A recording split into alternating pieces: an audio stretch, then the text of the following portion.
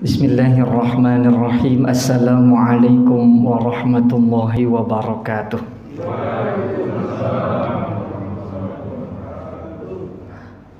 Alhamdulillahilladzi ja'ala syahra ramadhana syahra siyam alladzi unzila fihi al-Qur'an hudan lin-nasi wa bayyinatin minal huda wal furqan. Asyhadu an la ilaha illallah wa asyhadu anna Muhammadar Rasulullah. Allahumma salli wa sallim ala sayyidina Muhammadin wa ala alihi wa sahbihi ajma'in. Allahumma ja'al jam'ana hadha jam'an marhuman wa tafarruqana min ba'dihi tafarruqan ma'suman wa la tada'u fina wa la ma'ana syaqiyyan wa la mahruman.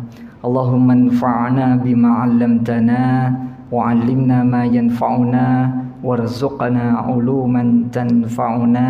Amin ya rabbal alamin. Ma'asyiral muslimin rahimakumullah, yang sama-sama kita hormati Ketua DKM Masjid Al-Hidayah Klaster Topas Permata Cimanggis beserta para pengurus DKM lainnya dan para jamaah sekalian. Mudah-mudahan kebersamaan kita di masjid ini mendapatkan keberkahan dari Allah Subhanahu wa taala dan segala urusan kita dimudahkan oleh Allah Subhanahu wa taala. Amin ya rabbal. Alhamdulillah, pada episode bulan Ramadan ini ya, bulan Ramadan di berapa Ramadan sekarang ini? Hah? 27. Buru-buru lebaran. Masya Allah, sudah pekan pertama ya, penghujung pekan pertama di bulan Ramadan 1443 Hijriah. Ya, mudah-mudahan selama beberapa hari kita mengisi waktu-waktu kita di bulan Ramadan yang mulia ini, mudah-mudahan amal ibadah kita, puasa kita, salat kita, tilawah Al-Quran kita, i'tikaf kita, dan ibadah-ibadah lainnya, juga hal-hal taqarrub ilallah kita dan juga ketaatan kita kepada Allah Subhanahu wa taala, mudah-mudahan segala amal baik kita menjadi amal baik yang diterima oleh Allah Subhanahu wa taala. Amin ya rabbal alamin. Ma'asyiral muslimin rahimakumullah, langsung saja, kalau di luar edisi Ramadan ya, kita di masjid ini mengkaji kitab apa? Riyadhus Shalihin ya. Riyadhus Shalihin karya Al-Imam An-Nawawi dengan syarahnya kitab Dalilul Falihin. Nah, pada kesempatan kuliah subuh kali ini di edisi Ramadan, saya diamanahkan oleh panitia dan sekaligus ketua pengurus DKM masjid ini untuk mengisi tema khusus berkaitan dengan adab berada di masjid. Nah, saya ini tidak terbiasa berbicara tanpa kitab karena pertanggungjawabannya besar. Jadi dimanapun, kalau kuliah subuh ya, bukan kultum. Kalau kultum 7 menit nggak mungkin bahas kitab ya. Kultum itu singkatan dari apa? Kuliah terserah antum ya.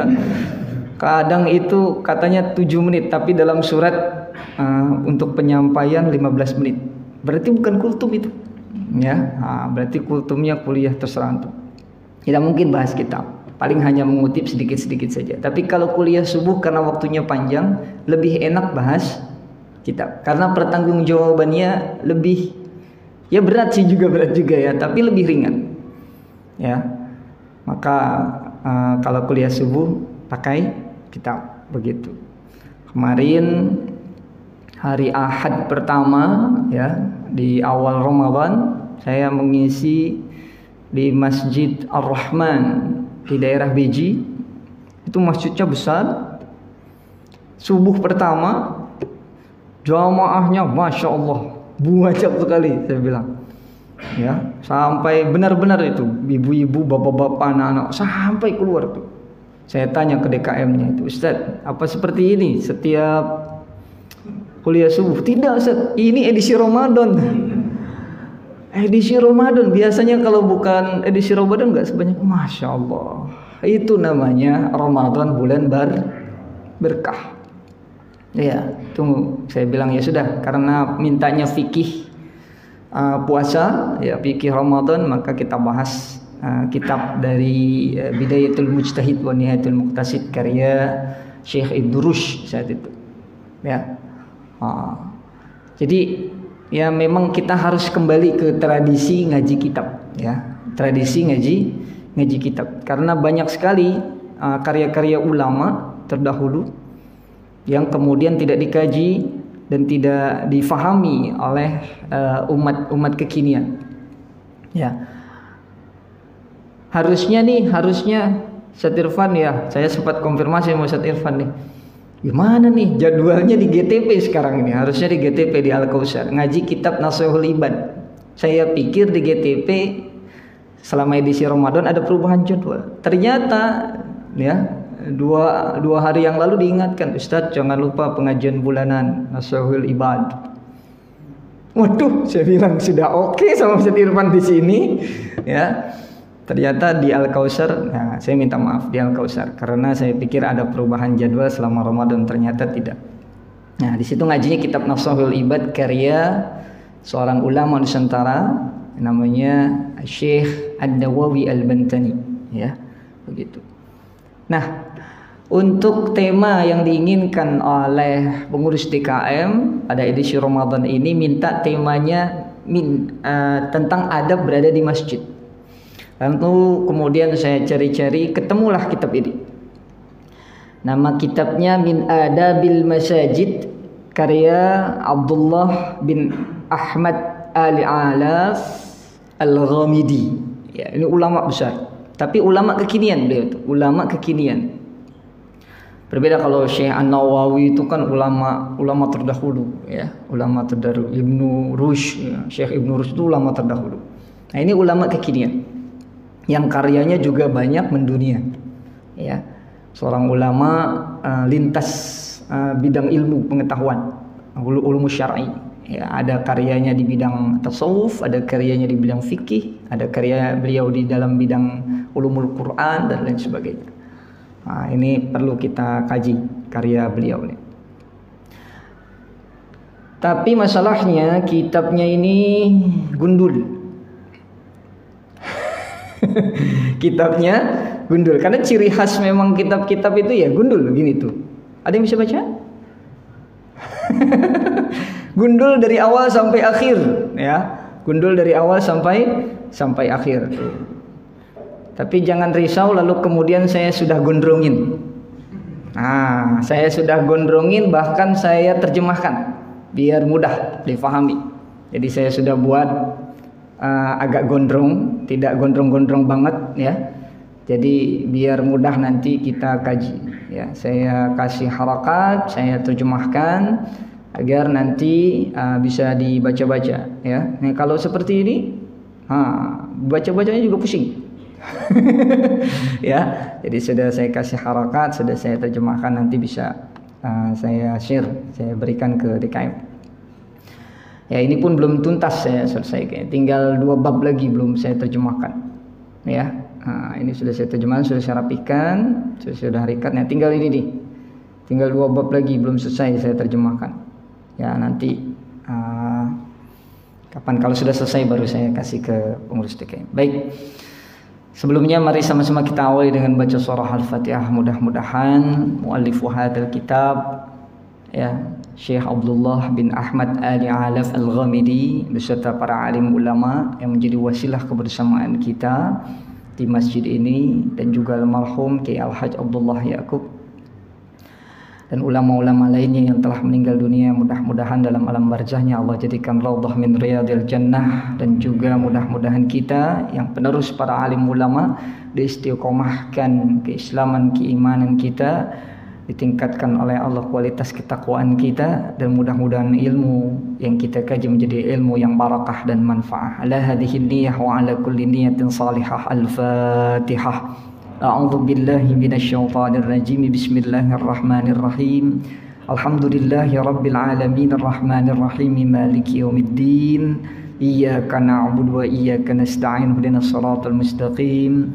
Siratal ladzina an'amta 'alaihim ghairil maghdubi 'alaihim waladdallin. Rabbighfir lana wa liwalidayna. Amin. Baik, ma'asyiral muslimin rahimakumullah, min adabil masajid. Jadi kitab ini bicara min bimakna al-ba'd. Min itu artinya sebagian. Jadi tidak semua tata krama atau adab berada di masjid lalu kemudian tercantum dalam karya beliau ini. Karena begitu banyaknya, ya, maka ada ulama yang menyebut ini yang disebut dengan risalah, ya, risalah. Jadi tulisan singkat begitu, karena memang tidak terlalu tebal kitabnya. Ya. Ada sekitar 20-an halaman lah. Ya, jadi ini disebut dengan risalah. Jadi kalau dalam karya ilmiah, ya, ada disebut dengan risalah. Bismillahirrahmanirrahim. Alhamdulillahil qail wa annal masajida lillahi fala tad'u ma'allahi ahada. Jadi muallifu hadzal kitab, ya, mengawali dengan bismillah dan mengucap tahmid, segala puji bagi Allah yang memfirmankan, ya, atau berfirman dalam surah dalam salah satu ayat, ya, dalam Al-Qur'an, wa annal masajida lillahi fala tad'u ma'allahi ahada. Wassalatu wassalam ala nabiyina Muhammad al-qail sallu kama ra'aitumuni usalli. Salawat dan salam tercurah limpahkan kepada Nabi Muhammad sallallahu alaihi wasallam yang telah bersabda, salah satu sabdanya, sallu kama ra'aitumuni usalli. Salatlah sebagaimana engkau melihat aku salat. Jadi tata cara salat itu memang langsung Rasulullah praktekkan. Jadi kalau dalam usul fikih al-bayan, penjelasan itu ada 3. Ada bayanun bil qauli, penjelasan dengan lisan seperti ini. Ada bayanun bil fi'li, dengan praktek. Seperti guru olahraga itu banyak praktek, ya. Guru kaligrafi banyak praktek, ya. Sama Rasulullah juga menggunakan praktek, ya. Ada lagi dengan bayanun bil isyarah. Baik. Kata beliau, falil masajidi adabun wa ahkamun. Ya, saya tidak baca Arabnya, ya, biar cepat. Bahwasanya di dalam masjid itu terdapat tata krama dan juga adabnya yang kita ambil, yang kita pelajari dari petunjuk Nabi sallallahu alaihi wasallam. Ya, min hadyin Nabi fima akhbara bihi wa qalahu au amara bihi. Jadi kita dapati dari petunjuk Nabi, baik dari apa yang beliau sampaikan secara langsung, atau apa yang beliau perintahkan secara langsung, atau informasi yang kita dapati dari para sahabat yang melihat Rasulullah secara langsung.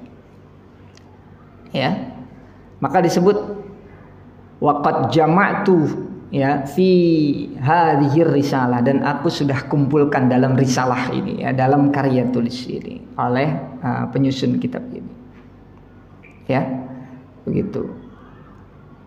Dengan harapan apa? Menjadi pedoman, ya, yang dapat kita amalkan agar salat kita diterima oleh Allah Subhanahu wa taala. Karena memang masjid itu berasal dari kata sajadah, artinya apa tuh? Sujud. Masjid menjadi isim makan, tempat untuk sujud. Jadi masjidun. Ada lagi musalla. Jangan salah tuh, kadang saya melihat ada musollah pakai hak. Musollah. Salah itu. Yang betul apa?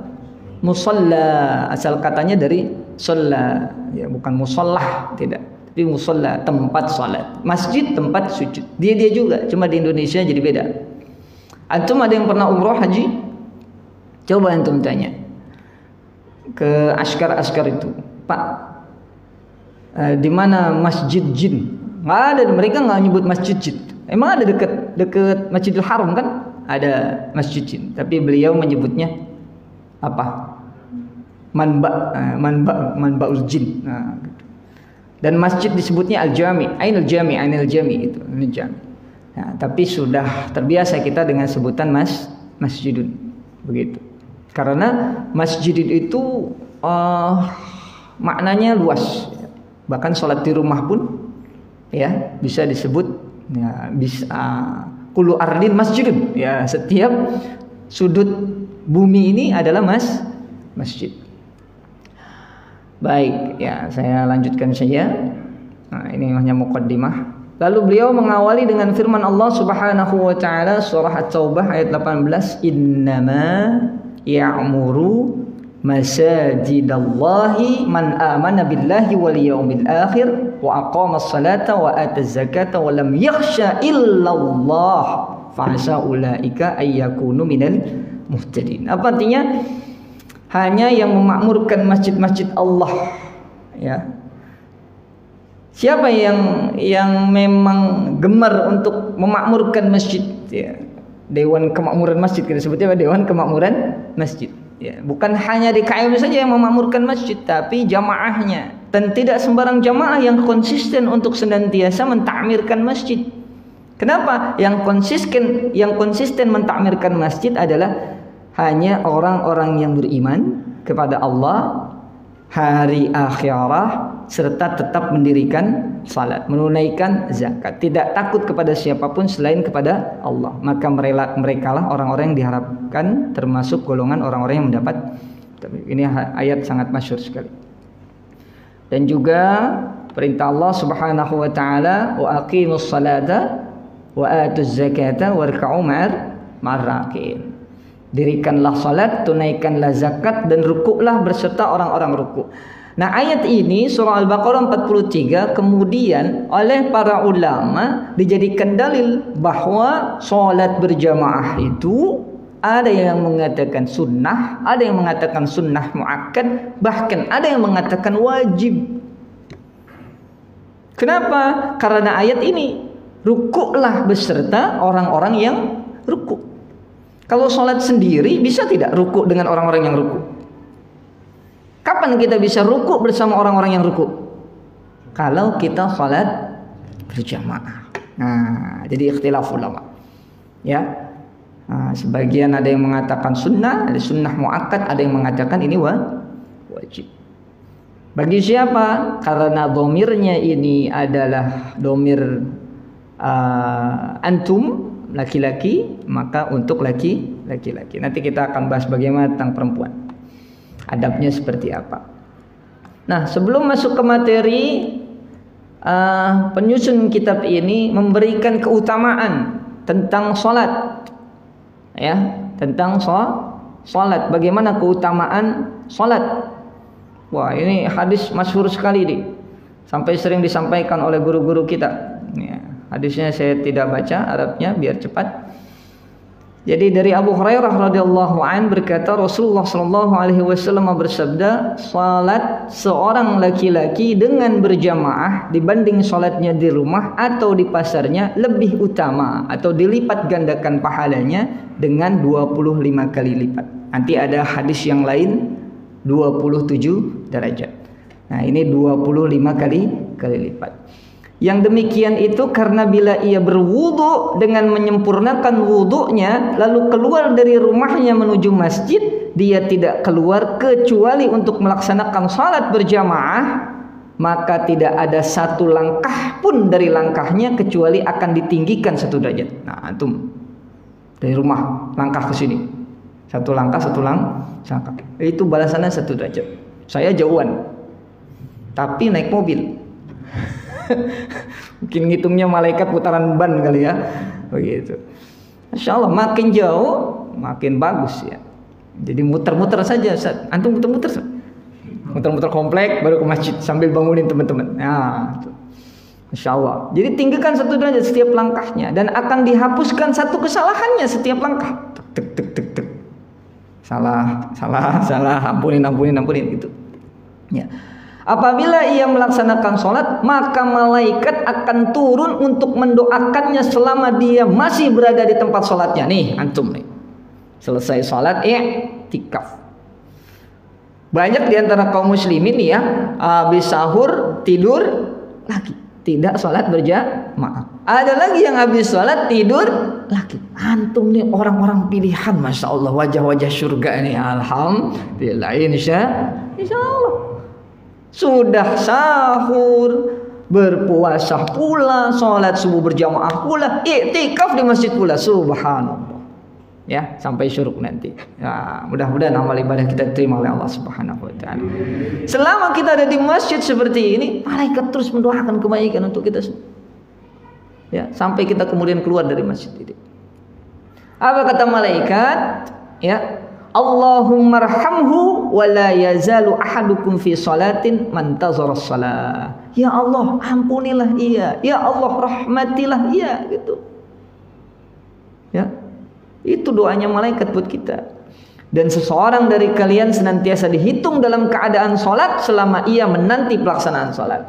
Nah, tadi antum datang ke sini misalkan dari jam 4, ya, diawali dengan sholat sunnah, lalu kemudian zikrullah dan lain sebagainya. Setiap detik yang kita lakukan menunggu datangnya sholat subuh dihitung sebagai apa? Dalam keadaan sholat, padahal tidak sholat, hanya sholat 2 rakaat tahiyatul masjid saja, tapi dihitung terus sholat. Makanya kalau sholat maghrib menunggu isya, jangan balik ke rumah. Kita ngapain? Ya sudah, tilawah Al-Quran, melakukan amal kebaikan di sini, zikrullah dan lain sebagainya. Setelah sholat maghrib, sekalipun kita tidak sholat sunnah, sambil menunggu datangnya isya, itu dihitung oleh Allah Subhanahu wa taala seakan-akan sedang sholat. Ya, ini hadis sahih Bukhari dan Muslim. Oke, sekarang kita masuk kepada adabnya. Bagaimana adabnya? Yang pertama, sebelum kita ke masjid, kita persiapkan al-libas waz-zinah. Pilih pakaian yang terbaik. Kalau perlu pakai wangi-wangian atau pakai hiasan-hiasan, pecinya yang baik, pakai sorban, sarungnya yang terbaik. Jangan yang sudah sebulan tidak dicuci-cuci, ya, atau pakaian yang dipakai untuk apa yang sudah bau dan lain-lain. Giliran kondangan saja itu bajunya rapi, giliran ke masjid ala kadarnya. Tidak, karena Allah Subhanahu wa taala ya berfirman, ya bani Adam khudhu zinatakum inda kulli masjidin. Ya bani Adam maksudnya adalah wahai manusia, pakailah pakaianmu yang indah di setiap memasuki masjid. Bukan untuk pamer, bukan untuk mendapatkan pujian. Karena kita akan bertemu dengan Allah Subhanahu wa ta'ala, menghadap kepada Allah Subhanahu wa ta'ala, memasuki rumah Allah. Coba bayangkan antum bertamu ke rumah orang terhormat, kita pakai pakaian yang terhormat, iya kan? Begitu, untuk menghormati pemilik rumah. Antum main ke rumah RT, RW, lurah atau Pak Camat, atau main ke Pak Presiden, Pak Jokowi, pakai pakaian terbaik, ya begitu. Nanti diusir sama pas pampres nanti ya kalau salah-salah. Sama dengan masjid, ya, kita ingin menghadap kepada Allah Subhanahu wa taala dengan pakaian yang terbaik. Perhiasan bukan berarti pakai gelang, pakai cincin yang buat ibu-ibu dan lain sebagainya. Bukan perhiasan semacam itu. Ulama menjelaskan, dimaksud di sini adalah yang terbaik dari pakaian zahir dan juga batin. Ya, dan juga apa? Batinnya baik. Pakaiannya bersih, hatinya bersih. Pakaiannya baik, niatnya baik, pikirannya positif, itu maknanya. Bahkan Rasulullah juga mempertegas, la yadkhulul jannata man kana fi qalbihi mithqal dzarratin min kibrin. Qala rajulun inna rajula yuhibbu an yakuna thawbuhu hasanan wa na'luhu hasanan. Qala innallaha jamilun yuhibbul jamal. Al-kibru batarul haqq wa khamtun nas. Nah, ini pun Rasulullah menegaskan itu. Bagaimana kalau misalkan kita sering pakai pakaian yang indah, sendal yang indah? Bagaimana ya Rasulullah? Boleh. Yang penting tidak ada dalam hati kesombongan. Sekecil apapun. Meskipun sekecil biji sawi. Zaman dulu disebutnya dzarratin. Dzarratin itu kalau kita baca tafsir, "Wa may ya'mal mithqala dzarratin khairan yarah, wa may ya'mal mithqala." Dzarratin itu kalau dalam baca tafsir adalah benda terkecil yang diketahui pada masyarakat sekitar itu. Zaman dulu benda terkecil adalah biji sawi. Bapak pernah nanam sawi? Kecil bijinya itu. Orang dulu taunya begitu. Sekarang diketahui benda terkecil namanya atom. Maka bisa diartikan seperti itu. Meskipun sekecil atom, benda terkecil. Nggak boleh ada unsur kesombongan dalam diri kita. Jangan kita pakai pakaian bagus, ya, atau ini untuk pakai hiasan dan lain-lain untuk mendapatkan pujian. Nauzubillahi min dzalik. Kalau hatinya bersih, niatnya baik, tidak apa-apa. Kenapa? Alasannya Innallaha jamilun yuhibbul jamal. Nah, pakai pakaian yang terbaik, datang ke masjid. Kenapa? Karena Allah itu indah dan menyukai keindahan. Apa yang dimaksud dengan sombong itu? Tidak boleh sombong. Sombong itu adalah batarul haq wa khamtun nas. Sombong adalah menolak kebenaran dan meremehkan orang lain. Ya. Datang ke masjid, pakaiannya bagus. Ente itu baju ya? Itu kan yang kemarin ente pakai buat main bola ya. Itu meremehkan orang lain. Jadi ada unsur sombongnya. Gitu. Ya, dikuatkan juga dalam hadis ini. Hadis-hadis bagaimana kita memakai pakaian yang terbaik itu. Ya, apabila salah seorang kalian sholat, maka kenakanlah dua pakaian. Nah, dua pakaian. Ada pakai kaos dalam, lalu kemudian dilapis dengan baju. Ada lagi yang pakai jas, misalkan kemeja lalu pakai jas. Ya, ada yang pakai sarung lalu plus gamis. Ini ya dua pakaian. Banyak maknanya. Maka sungguhnya Allah adalah zat yang lebih berhak agar seseorang berhias padanya. Jadi kalau kita mau kondangan pakaiannya luar biasa, berhias sedemikian rupa, maka menghadap Allah, Allah lebih berhak agar kita lebih berhias menghadap Allah Subhanahu wa taala dibanding ketika kita menghadap kepada makhluk lainnya. Apa adab-adab lain yang diajarkan oleh Nabi? Penyusun kitab ini menyebutkan beberapa hadis, di antaranya idza tatha'aba ahadukum falyamsik biyadihi ala fayhi fa inna syaitana yadkhulu. Yang pertama, kalau nguap di masjid nguap. Masya Allah. Jika ada di antara kalian ada yang menguap, maka tutuplah mulutnya dengan tangannya. Nah, kalau kita baca syarahnya bukan begini, tapi dengan dibalik, ditutup, ya. Karena kata Rasulullah, fa inna syaitana yadkhulu, karena syaitan itu bisa masuk ke mulut. Makna lainnya adalah adab. Sudah habis makan nggak karu-karuan, ya. Apa itu? Jengkol balado, plus nasi goreng pete. Masya Allah, ya. Lalu nguap ke sebelah, wah, pingsan tuh tangganya tuh ya, sebelahnya langsung kacau itu. Bahkan terkait dengan makanan-makanan yang bau, Rasulullah juga mengingatkan, man akala min hadhihi syajara yuridu thum. Nah ini Rasulullah mengingat, barang siapa yang makan buah dari pohon ini, menunjuk pohon ini. Maksudnya pohon ini adalah bawang putih saat itu. Bawang putih kan kalau dimakan baunya luar biasa. Sampai diingatkan, fala yaghshana fi masajidina, maka jangan dekati kami dan masjid kami. Rasulullah mengingatkan. Maknanya bukan hanya bawang putih, juga bawang merah di sini tuh. Disebutin malah pete disebutin tuh. Man akalal basala wathuma wal qurrasa. Maksudnya sebenarnya makanan-makanan yang berbau sebenarnya. Ya. Fa innal malaikata tata'adza mimma yata'adza minhu banu Adam. Ini Rasulullah yang mengatakan, ini hadis riwayat Bukhari dan Muslim. Kenapa kok kita itu harus menghindari makanan-makanan yang bau lalu kemudian menuju masjid? Kenapa? Karena sungguhnya malaikat itu merasa disakiti. Ya. Sebagaimana merasa disakitinya, yakni tidak enak perasaan manusia daripada bau-bau benda tersebut. Karena ada banyak orang yang terganggu dengan baunya. Maka disebutlah makanan-makanan yang berbau sengat itu dengan makruh. Tapi tenang saja, saya juga senang makan bawang. Ya. Kalau nggak makan bawang, sayur pakai bawang, kita mah sambal pakai bawang kan. Nah, yang penting adalah nanti kita akan bahasnya apa langkah selanjutnya ya. Sikat gigi ya sebelum ke masjid. Ya, itu adabnya. Nah ini.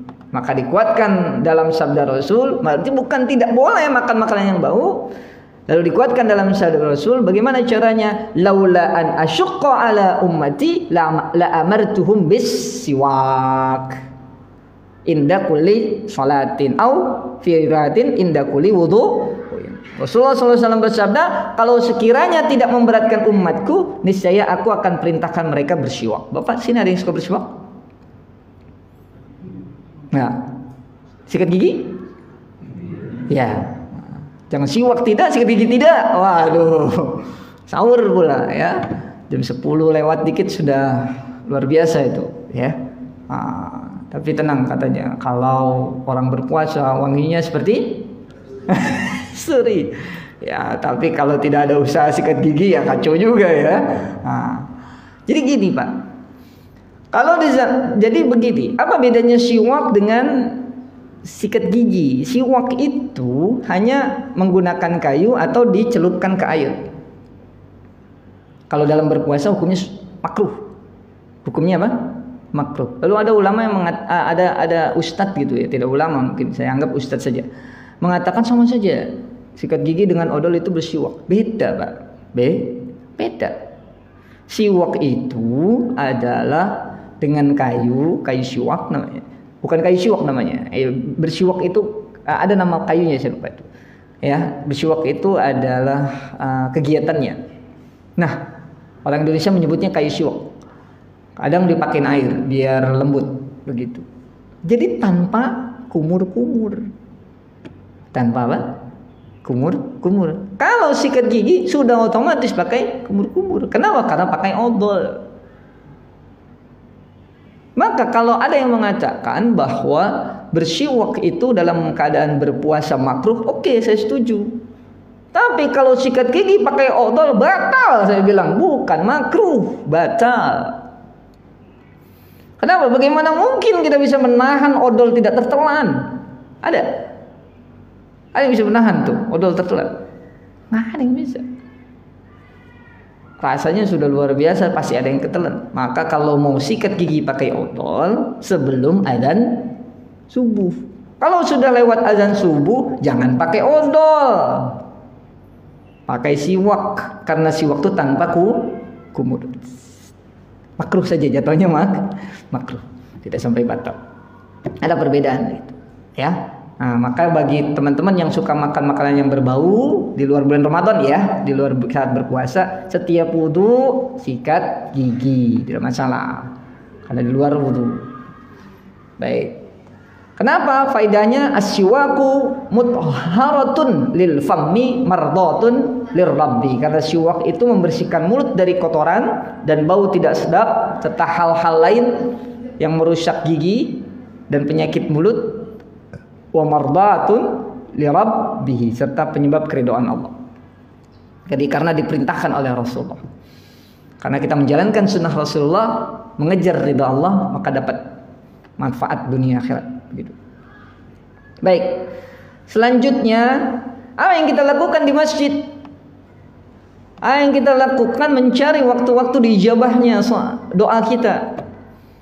Ya, dalam kitab ini dikatakan diantaranya adalah antara adzani dua adzan, maksudnya antara adzan dan iqamah.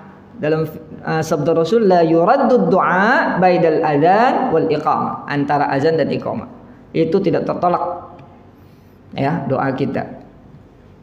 Ya, ini hadis-hadis misal ini ya, sampai ditegaskan ini di antara setiap dua azan ada salat, di antara setiap dua azan ada salat. Jadi kalau belum qomat, salat sunnah terus nggak apa-apa ya, salat sunnah kita sebut dengan salat qobliyah.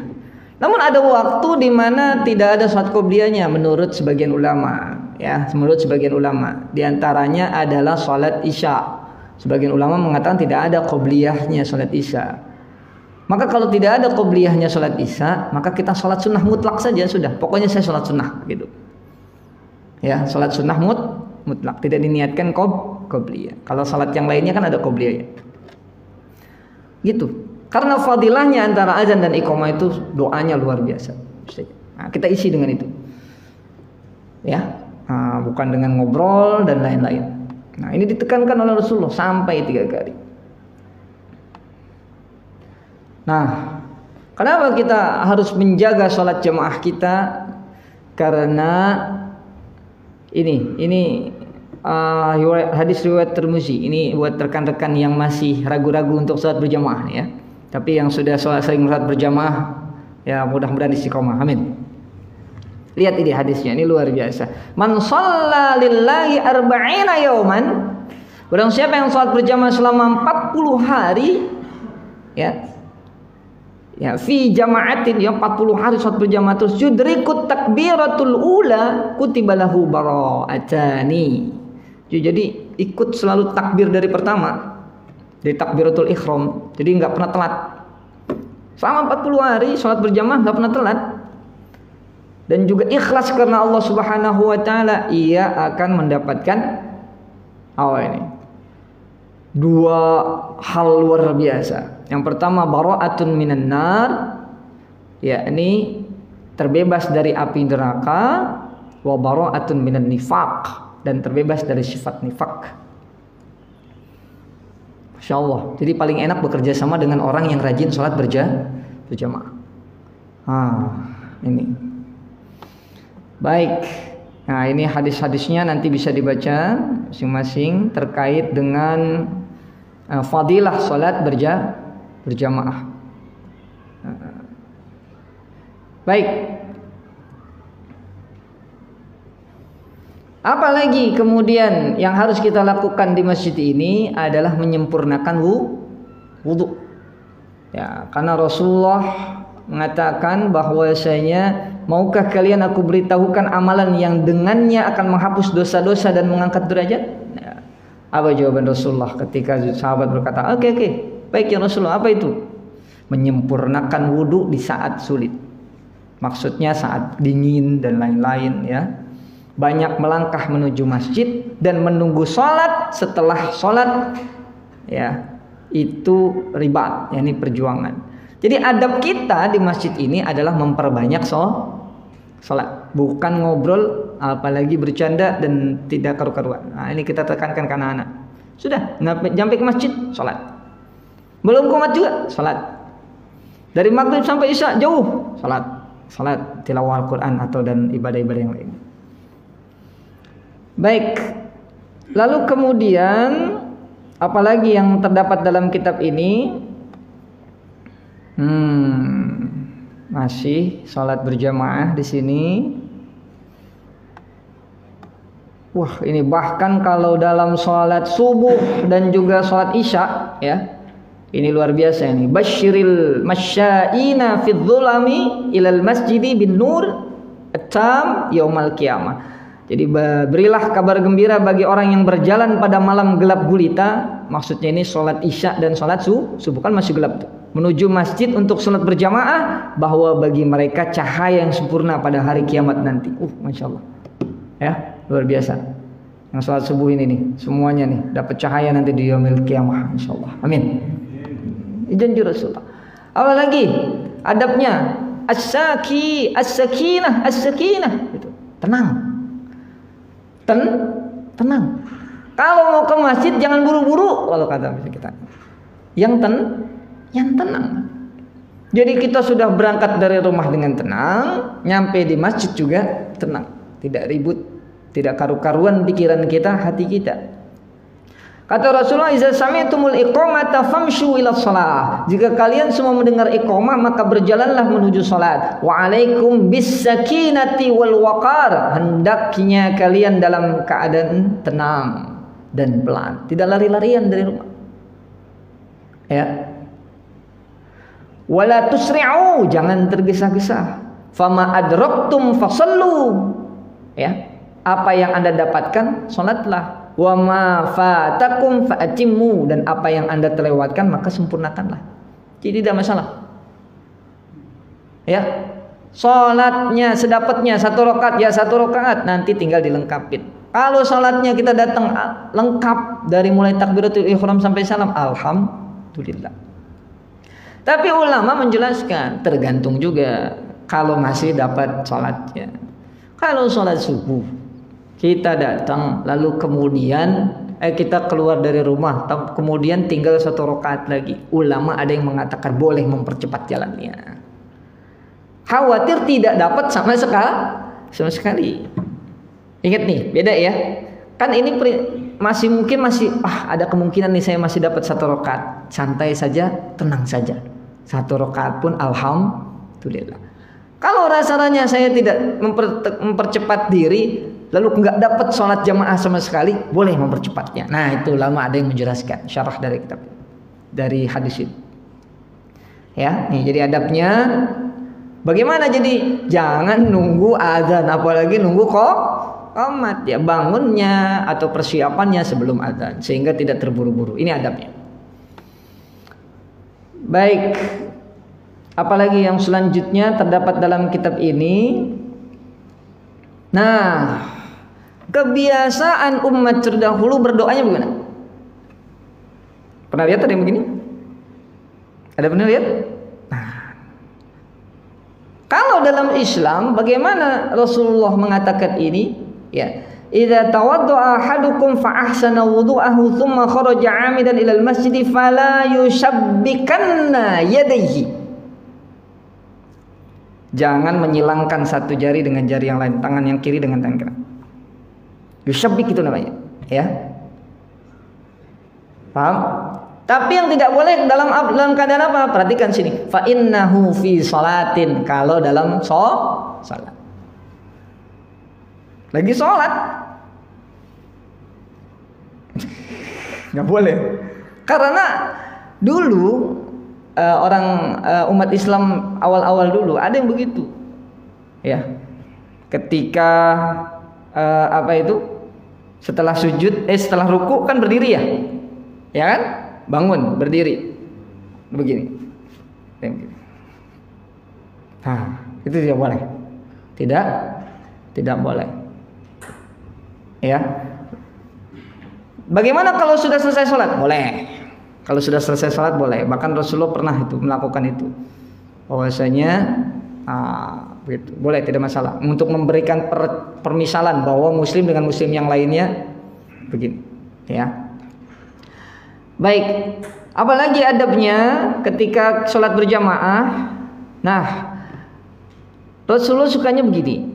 Liyalini minkum ulul alhlami wan nuha tsummal ladzi yalunahum tsummal ladzi yalunahum. Hendaklah menyampingi saya, karena Rasulullah jadi imam, adalah orang-orang yang sudah baligh dan berakal, kemudian orang-orang yang bertaraf di bawah itu, di bawah itu, di bawah itu. Jadi gini, di belakang imam jangan bocah kecil. Siapa di antara di sini yang paling alim? Itu di belakang imam. Setelah itu makin bawah ke taraf keilmuannya. Rasulullah senangnya begitu dalam berjamaah. Kalau tadi imam, mana yang lebih alim lagi? Di belakangnya. Di Masjidil Haram pun begitu, Pak. Di Masjid Nabawi pun begitu.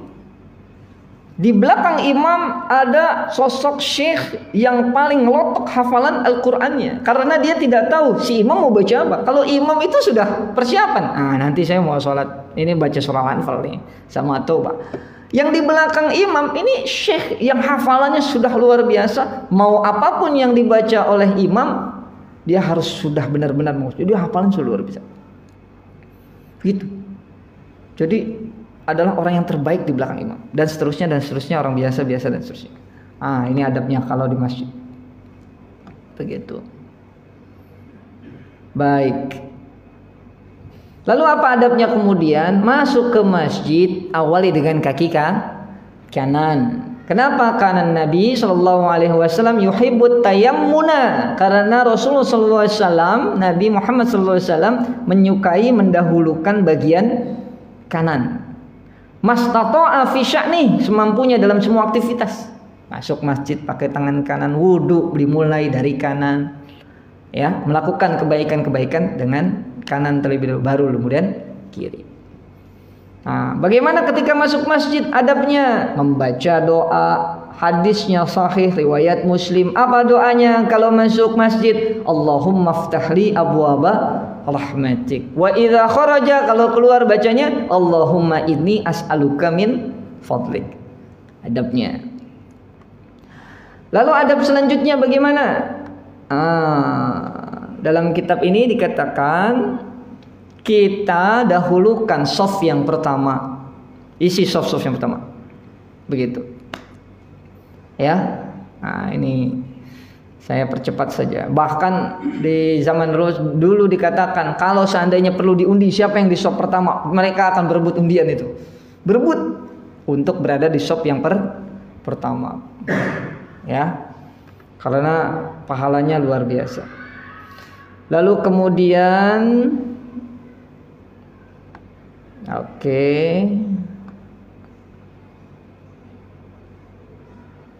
sampai di masjid biasakan sholat tahiyatul masjid. Ini adalah adab juga. Nah, ini adab yang lainnya.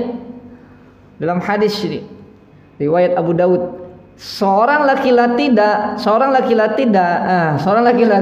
datang melangkahi pundak manusia pada hari Jumat. Jadi lagi sholat Jumat, ada orang lain datang ngelewatin yang lain, tok gitu. Kan ya pengen ke depan gitu. Sedangkan Nabi SAW sedang berkhutbah. Lalu Nabi berkata kepada laki-laki tersebut, duduk. Lagi khutbah Jumat diomelin. Duduklah. Kamu telah menyakiti orang lain. Dia, karena kan berebut di shop pertama. Maka kalau yang terlambat, ya sudah di belakang. Jangan blesek-blesek ke depan. Jadi sebelum khutbah Jumat, sebaiknya diatur dulu. Begitu. Ya, Rasulullah tidak ingin, meskipun berebut di shop pertama, tapi jangan ngelewatin pundak-pundak orang lain. Kalau sudah khutbah, kalau belum khutbah nggak masalah. Baik.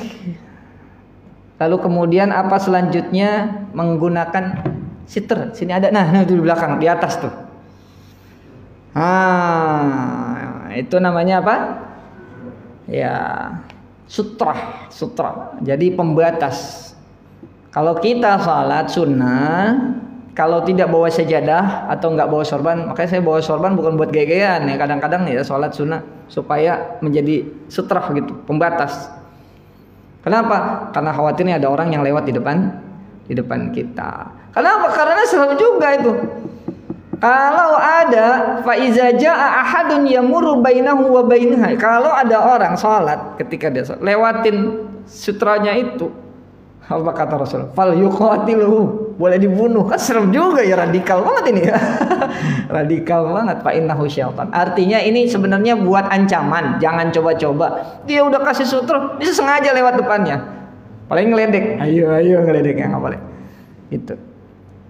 Oke. Selanjutnya ini masih sutra ini. Ya. Iya, ini fadilahnya masjid. Nah, selanjutnya adalah taswiyatus sufuf. Menyamakan barisan. Sawwu sufufakum fa inna taswiyatas shaf min tamamis shalah atau min iqamatis shalah. Luruskan barisan.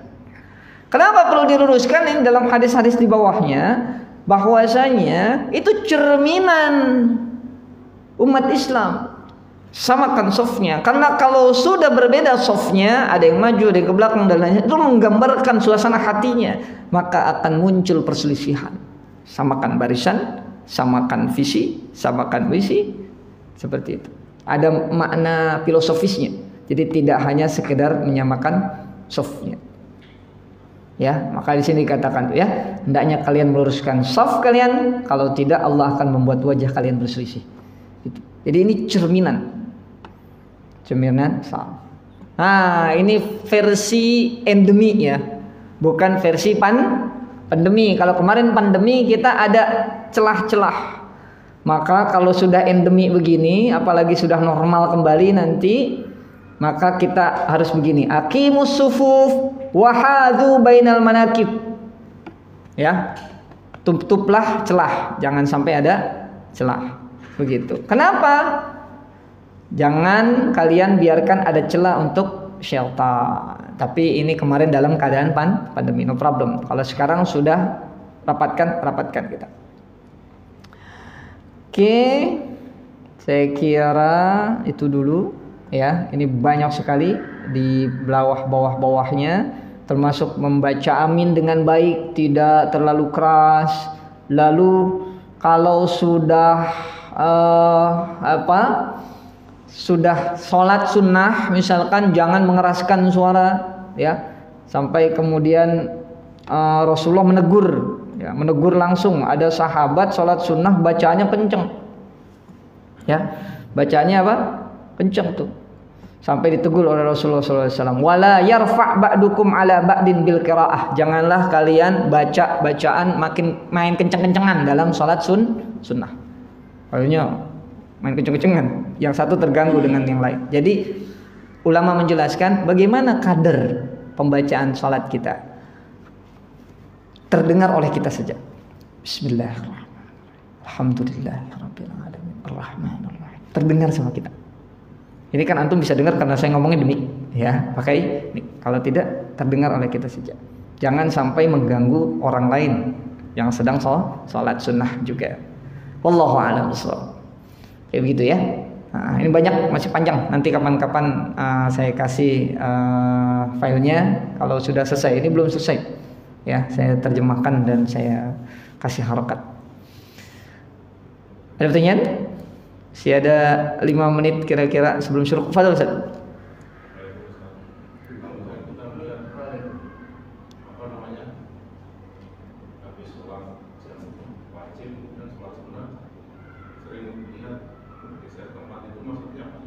Oh, baik.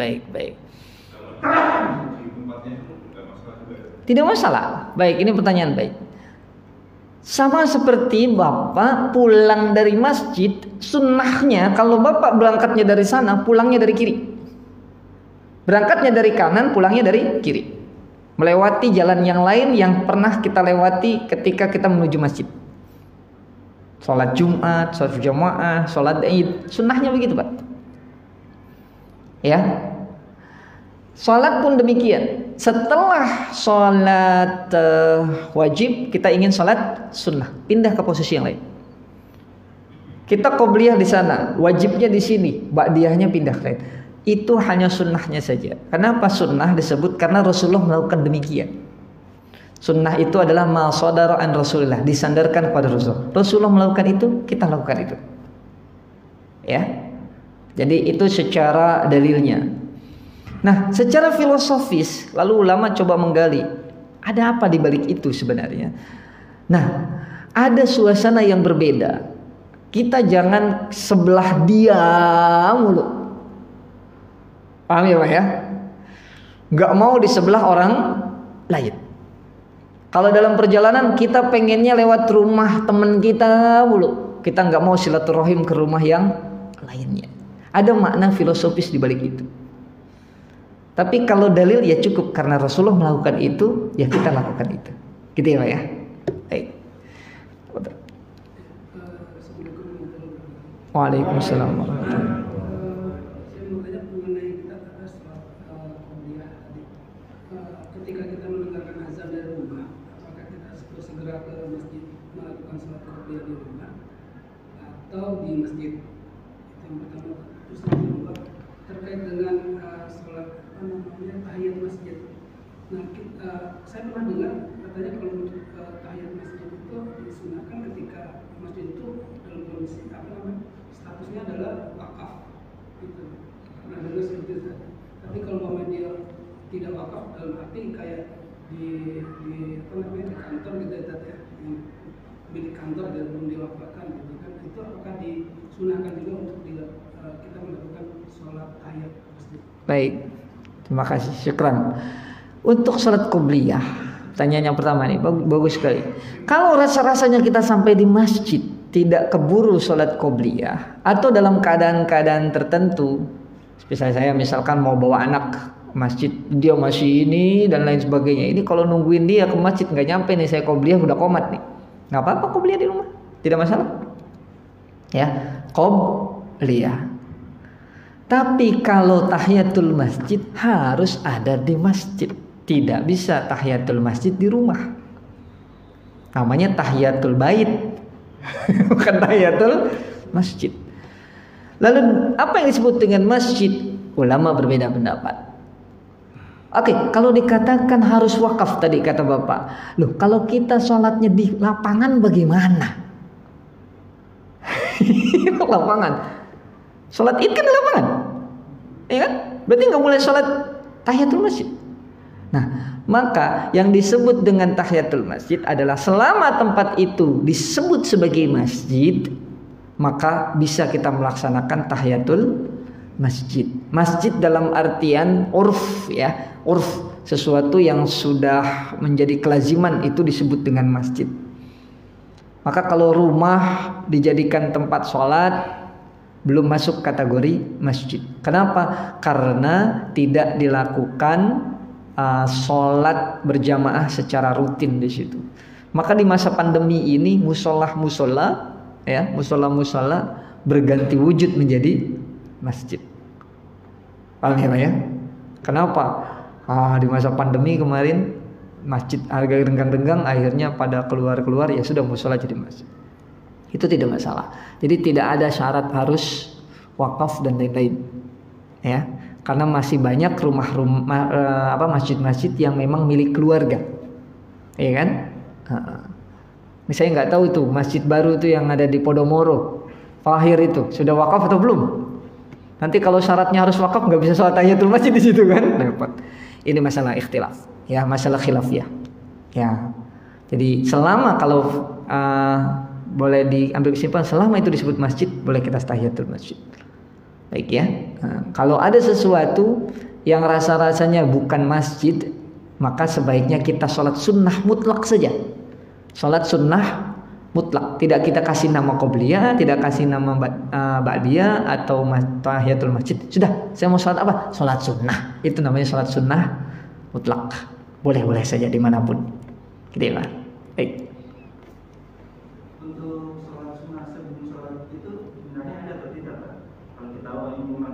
Gimana? Untuk sholat sunnah sebelum sholat id. Oh, sholat sunnah sebelum sholat id. Ada nggak sih sebenarnya kalau di lapangan ya, kalau di lapangan? Iya. Jadi gini Pak. Sama halnya dengan ada tidak sih sholat di Hijri Ismail? Antum kalau haji dan umrah kan suka ada orang yang dijagain ya. Saya mau sholat di Hijri Ismail. Itu sampai teman-temannya pasang badan begini. Karena kalau nggak gitu diinjak-injak teman kita. Nanti gantian, selesai sholat dia jagain, dia sholat. Gantian. Mumpung ketemu tempat. Jadi dikeliling tuh. Ya, lingkaran kecil gitu ya. Sholat gantian. Ada tidak sih? Sudah niat sunnah saja. Sunnah mutlak saja. Karena tidak ada sholat qobliyah id. Kalau diartikan sholat qobliyah id. Sama dengan Jumat. Sholat Jumat. Tidak disebut dengan qobliyah Jumat. Tapi bukan berarti tidak boleh sholat sebelum sholat Jumat. Bedakan Pak ya. Qobliyah memang artinya kan sebelum. Ya qobla itunya sebelum itu. Jadi bukan berarti semua sholat sebelum sholat namanya sholat qobliyah.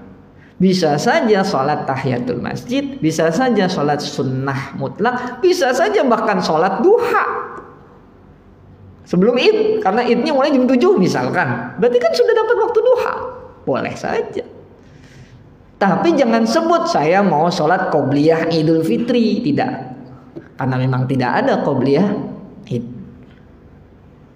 Paham ya Pak ya? Jadi bedakan antara tidak ada dalil terkait dengan qobliyah id dengan dibolehkannya sholat sebelum id, karena ada sholat-sholat yang lain selain sholat disebut dengan sholat qobliyah. Karena ini sholat apa itu? Ada sholat qobliyah id, salah dia, bukan qobliyah id gitu ya. Gitu. Jadi salah niatnya saja. Oke ya, baik. Waalaikumsalam warahmatullahi wabarakatuh. Mau tanya, sholat setelah sholat Jumat mau kita masbuk, imam sudah naik mimbar, apakah kita mesti sholat 2 rakaat atau duduk? Oke. Langsung duduk. Oke, baik. Jadi begini, dalam kitab Bidayatul Mujtahid wa Nihayatul Muqtasid karya Syekh Ibnu Rusyd itu ada ikhtilaf ulama. Kenapa kok sholat Jumat hanya 2 rakaat? Karena khutbah itu dihitung 2 rakaat, lalu sholat 2 rakaat, maka menjadi 4 rakaat seperti 4 rakaatnya sholat zuhur. Tapi kemudian menjadi ikhtilaf di dalamnya kalau misalkan datangnya khotib sudah naik mimbar. Kata mayoritas ulama yang gak perlu ditambah dengan 1 rakaat. Bahkan khotib sudah selesai, kita datang dapatnya sholat saja, berarti tidak dapat khutbah. Selama itu uzur syar'i, ingat catatannya, uzur syar'i. Antum sakit perut, mau ke masjid, balik lagi ke kamar mandi, akhirnya sudah azan Jumat, mau berangkat, masih balik lagi sakit perut. Lalu sampai khutbah Jumat selesai, baru selesai itu kita datang sudah mulai sholat, no problem, karena uzur syar'i. Yang jadi masalah, ntar dulu lah ke masjidnya, baru azan. Udah azan, ntar dulu lah ke masjidnya, baru khutbah pertama, khutibnya lama ini mah, ntar aja lah belum mulai sholat. Ini yang jadi masalah. Karena ada yang mengatakan, mayoritas ulama mengatakan insot itu kewajiban. Menyimak khutbah merupakan rukun dari sholat Jumat. Maka dianggap Jumatnya tidak sempurna gitu ya Pak ya. Jadi dikatakannya bukan batal Jumatnya, tapi Jumatnya tidak sempurna. Maka untuk menyempurnakan sholat Jumat, kita dengarkan khutbah Jumat, berikut sholatnya gitu. Dan harus bertaubat itu karena dianggap menyepelekan urusan agama. Jadi tidak boleh itu ya, karena bukan uzur syar'i. Kalau uzur syar'i no problem ya, karena ada halangan-halangan, misalkan di jalan macet, tidak mungkin rasanya itu. Kalau mobil ditinggalkan ya kacau, nanti tambah kacau. Ya sudah, ya emang sudah macet ya gimana gitu, bukan keinginan kita. Nyampe di masjid sudah khutbah kedua, Allah Maha Tahu, karena tidak sengaja. Baik, seperti itu. Oh, baik, terakhir. Entah kita pro kontra bahwa anak yang dibalik masjid, pro kontra bahwa anak yang dibalik masjid, ada yang setuju jaga itu. Tapi sebenarnya saya berantem juga karena itu. Gimana caranya? Baik. Ini pernah kita bahas di masjid ini ya. Bagaimana ini terkait dengan anak-anak ini yang belum balik dibawa ke masjid.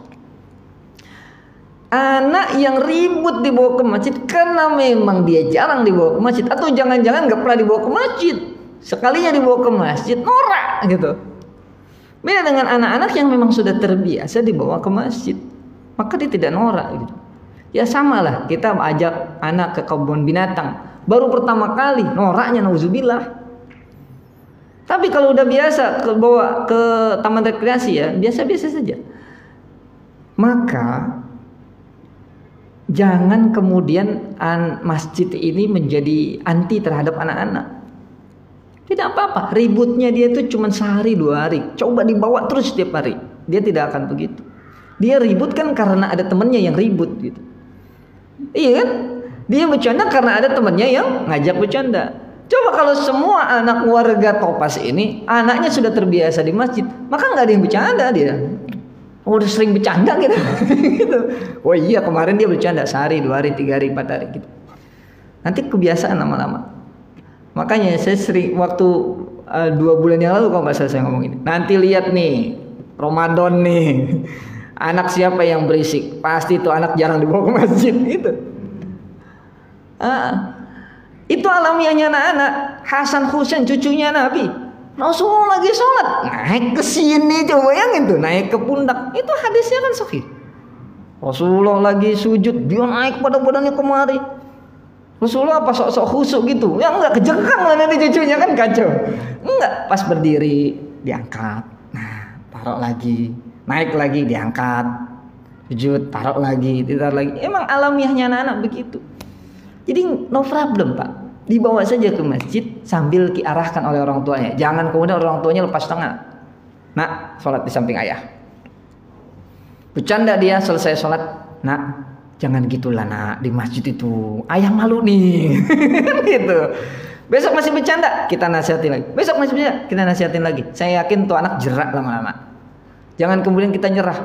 Daripada malu-maluin doa. Sudah di rumah main HP aja. Nah, akhirnya anak dari kecil tidak terbiasa di masjid, sehingga ketika dewasa dia tidak nyaman berada di masjid. Insya bisa kok Pak, bisa. Anak saya dari TK, dari sebelum sekolah udah biasa ke masjid. Cewek padahal itu.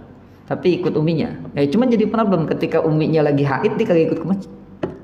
Namanya anak-anak nggak apa-apa Pak. Gitu. Ya sudah. Jadi no problem. Mudah-mudahan dengan membiasakan dari kecil anak kita berada di masjid, maka ketika dewasa nanti mereka terbiasa cinta masjid. Dari kecil tidak wajib dia untuk puasa, tidak wajib. Tapi dari kecil kita ajarkan tentang puasa. Belum mukallaf dia, ya kan belum baligh. Supaya harapan kita kelak ketika dewasa dia sudah terbiasa berpuasa. Gitu, insya Allah. Baik, saya kira itu dulu ya. Mohon maaf jika ada kekurangan dan kehilafan. Maka ayo kita ramaikan masjid ini. Innama ya'muru masajidallah. Ya, tidak ada yang memakmurkan masjid ini kecuali orang-orang yang beriman kepada Allah, orang-orang yang percaya hari akhirat. Karena bagi mereka yang tidak beriman kepada Allah, tidak percaya di yaumil akhirah, buat apa ke masjid? Ya, buat apa ke masjid? Makanya pikirannya seperti itu. Maka kebiasaan sholat berjamaah di masjid menghilangkan sifat nifak kita. Sifat nifak ya, sifat orang-orang munafik. Mudah-mudahan Allah bersihkan hati kita, Allah bersihkan pikiran kita, Allah bersihkan jiwa kita dari hal-hal kemunafikan, dan mudah-mudahan Allah kuatkan Islam iman kita. Allah tingkatkan derajat ketakwaan kita. Mudah-mudahan Allah istiqomahkan kita dalam kebaikan dan kebenaran. Allah jadikan keluarga kita keluarga yang baik-baik. Anak-anak kita menjadi anak-anak waladun saleh wa mar'atun salihah. Warga Topas ini mudah-mudahan menjadi warga-warga yang menjadi hamba-hamba Allah yang kelak di yaumil akhirah dikumpulkan di surganya Allah subhanahu wa ta'ala. Mudah-mudahan Allah maafkan segala dosa dan khilaf kita. Amin amin ya rabbal alamin. Mohon maaf jika ada kekurangan dan kehilafan. Wallahul muwaffiq ila sabilit thariq. Kita tutup dengan kafaratul majlis. Subhanakallahumma wa bihamdika asyhadu an la ilaha illa anta astaghfiruka wa atubu ilaik. Assalamualaikum warahmatullahi wabarakatuh.